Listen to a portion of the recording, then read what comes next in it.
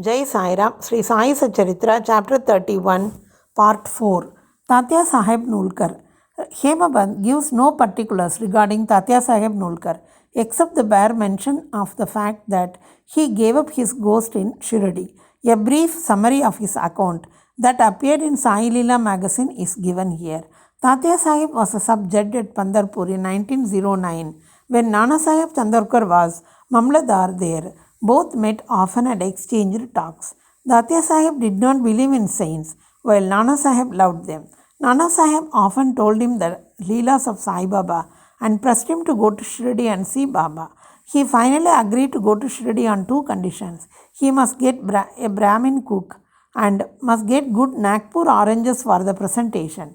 Both these conditions were providentially fulfilled. A Brahmin came to Nana Sahib for service and he was sent to Tatya Sahib, and a fruit parcel containing 100 beautiful oranges were received by Tatya Sahib, the consignor being not known.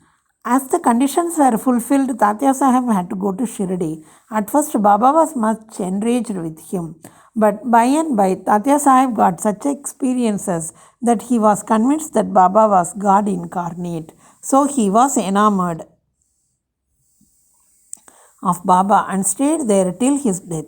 As his end was approaching, sacred literature was read out to him, and at the last hour, Baba's Padatirth was brought and given to him for drinking. Baba, on hearing of his death, said, "Oh, Tatya went ahead of us. He won't be born." 4. Megha. The story of Megha has been already described in chapter 28. When Megha died, all the villagers followed the funeral procession. Baba also accompanied them and showered flowers on Megha's body.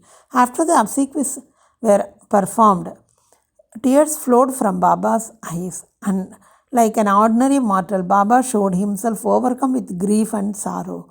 Then, covering the body with flowers and crying like a near relation, Baba returned to the masjid. Many saints have been seen giving sadgati to men, but Baba's greatness is unique. Even a cruel animal like tiger came to Baba's feet for being saved. It is this story which will be narrated now. Tiger. 7 days before Baba passed away, a wonderful incident occurred in Shirdi. There came a country cart and stopped in front of the masjid. A tiger was on the cart, fastened with iron chains, with its fierce face turned to the rear. It was suffering from some pain or agony. Its keepers, 3 Davarshis, were taking it from place to place and making money by exhibiting it. It was the means of their subsistence. They tried all sorts of remedies to cure it from the malady it was suffering from, but all was in vain. Then they heard of Baba's fame and came to him with the animal. They got it down the chains in their hands and made it stand at the door. It was naturally fierce, besides disease-ridden, so it was restless. The people began to look at it with fear and amazement. The Devarshis went in, told Baba everything about the animal, and with his consent brought it before him.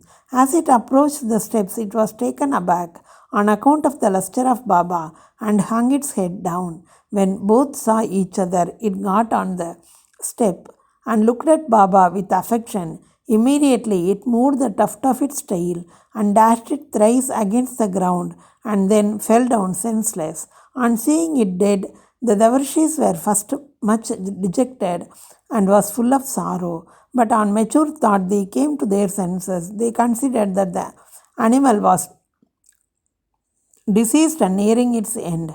It was very meritorious on its part that it should meet its death at the feet and the presence of Baba. It was their debtor, and when the debt was paid, it was free and met its end at Sai's feet. When any creature bow down their heads at saints' feet and meet death, they are saved. And unless they have got a good store of merit on their account, how could they get such a happy end? Bow to Sri Sai. Peace be to all. Jai Sai Ram.